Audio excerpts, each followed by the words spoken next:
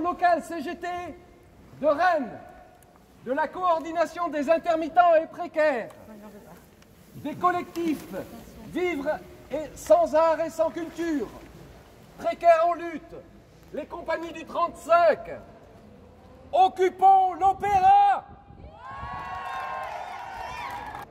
Au cœur de la cité, il est le point de ralliement des artistes et des techniciens du spectacle, des professionnels de l'animation culturelle, des sports, de l'hôtellerie, de la restauration, des saisonniers, des intérimaires. Nous attendons des actes. Nous pensons que l'opéra peut être un départ pour d'autres occupations sur le secteur de Rennes. La première de nos revendications, c'est l'abandon pur et simple de la réforme de l'assurance chômage qui va mettre à mal plus de 840 000 salariés qui travaillent dans les secteurs les plus fragilisés par le monde capitaliste tel qu'il fonctionne. En fait, la question elle est claire. En fait, on s'est dit on donne rendez-vous à des gens et là il y en a et on a besoin de savoir en fait vous aussi pourquoi vous êtes venus ici, qu'est-ce que vous attendez de ces choses-là qui se lancent quoi. Est-ce que vous avez envie de soutenir, de quelle manière, d'où vous venez, qu'est-ce qui se passe chez vous? Voilà. Il n'y a pas grand-chose de préparé, mais l'idée c'est d'ouvrir un espace de parole et de profiter d'être en plein centre de la ville et du passage et des gens et voilà. En gros c'est ça. Du coup pour faciliter l'expression de tous, vous savez il y a les petits gestes qui permettent de ne pas crier sur tout le monde. Donc il y a je suis d'accord, comme ça. On maîtrise, ça va. Il y a plus fort. Genre mets le micro bien devant ta bouche. Il n'y a pas d'accord, c'est un truc genre comme ça. Position radicale. Genre vous n'êtes vraiment pas d'accord mais vous avez une proposition. Du coup ça vient aussi avec tu prends la parole et on fera tourner le micro. On est le réseau de ravitaillement des luttes. Et on a déjà donné quelques sous à la CIP et on a ramené ici aussi du jus de pomme, de quoi faire des petits déj, tout ça. Et si ça dit les gens, on peut venir pour refaire d'autres trucs ici, ramener de quoi manger, organiser des cantines. Enfin, c'est des idées qu'on lance comme ça. Et vu que l'opéra n'est toujours pas très accessible, même en période de lutte, on pourrait faire un grand banquet place de la mairie avec des tables, faire une cantine à midi si ça plaît aux gens. On peut s'organiser ensemble. Et il y a un type plus intelligent que moi, il disait que là on avait une super occasion de peut-être rendre le théâtre dangereux à nouveau. Là tout de suite.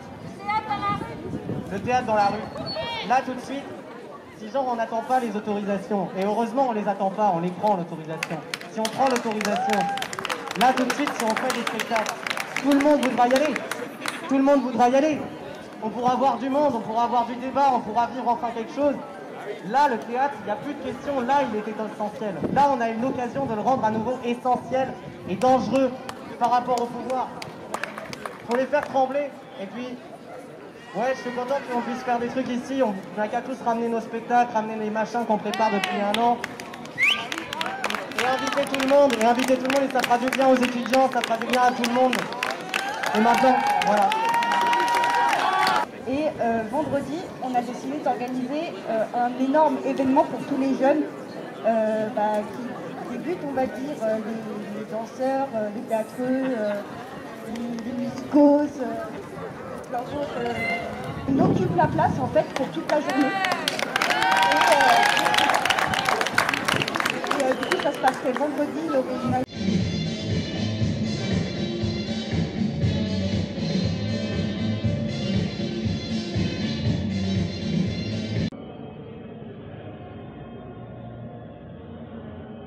Bonjour, je suis Laurent Voiturin, je suis comédien.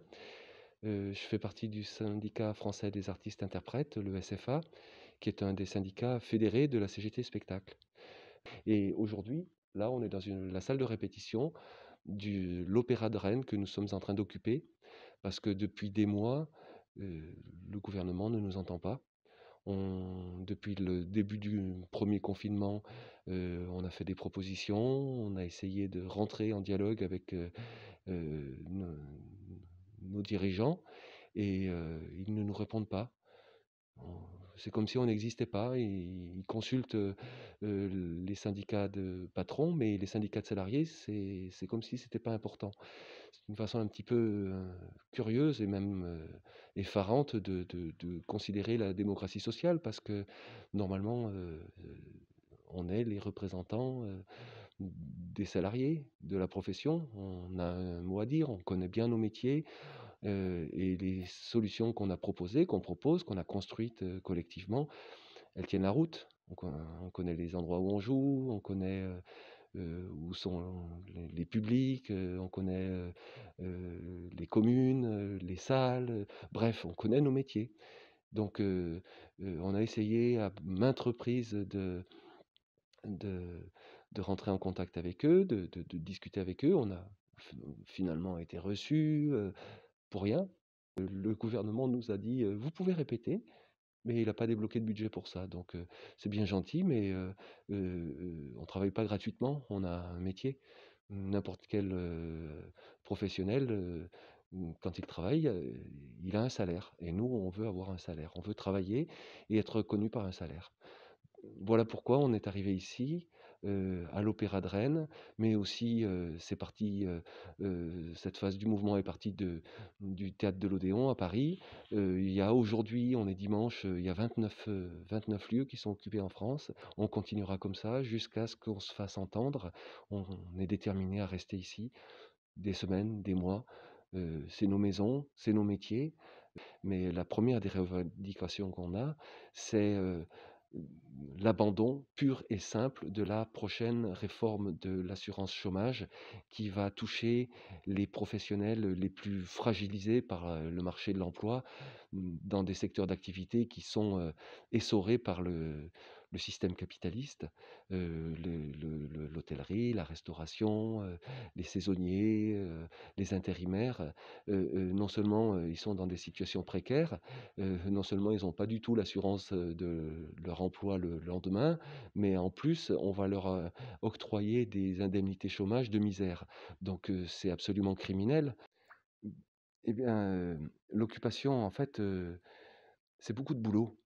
En fait, on est très appliqué, très sérieux. On a organisé le ravitaillement. Alors, il y a plein de gens qui viennent nous prêter main forte. Il y a nos syndicats, la CGT. Il y a aussi des collectifs qui ravitaillent les luttes sur Rennes, qui sont venus aussi, qui nous apportent en plus des produits bio. Donc, c'est la classe. Côté intendance, c'est bien organisé, mais également côté action, tous les jours à 14 heures, donc on va le mettre maintenant à 13 heures, mais tous les jours à un moment fixe, on donne rendez-vous à l'extérieur de l'opéra, parce que ça se passe à l'intérieur de l'opéra, mais ça se passe aussi à l'extérieur. Nous, on veut s'adresser à l'extérieur, on veut s'adresser au public, et donc on fait une agora, on organise une agora sur une thématique que nous avons définie en assemblée générale le matin à 10h30, sur laquelle on a discuté et qui permet d'engager un dialogue avec l'ensemble de la population qui vient à ce rendez-vous. Et puis on a eu une assemblée générale aussi à 18h. On répond aux questions des journalistes, comme je suis en train de le faire maintenant. On a aussi toute une organisation pour contrôler l'accès à l'opéra. On ne veut pas que ce soit un endroit ouvert, on veut le garder maîtrisé. Hein. Nous voulons vivre de nos métiers, c'est le slogan que la CGT Spectacle porte depuis des années, et c'est vrai aussi pendant ce mouvement. Il y a aussi tout ce qui concerne les interventions artistiques de personnes qui viennent, notamment au moment de l'Agora. Il y a des DJ, il y a des musiciens. Est-ce que j'ai oublié un autre planning? Enfin voilà, on a organisé d'une façon assez méthodique tous les aspects de cette mobilisation. On dort chacun dans les coursives, dans les couloirs, dans les salles, avec nos nos duvets, on nous a apporté aussi de l'extérieur des petits matelas. On s'est organisé d'une façon très très méthodique. Donc on est vraiment déterminé à changer la donne.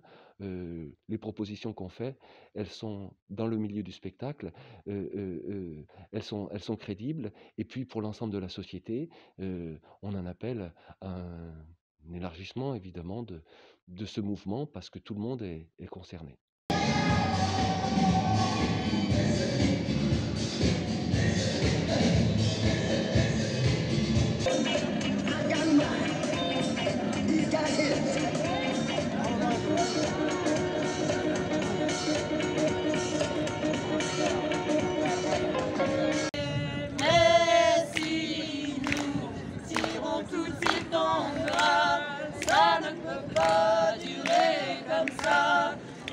Il tombe, vois-tu comme il penche déjà. Si je tire fort, il doit bouger. Et si tu tires à mes côtés, c'est sûr qu'il tombe, et nous aurons la liberté.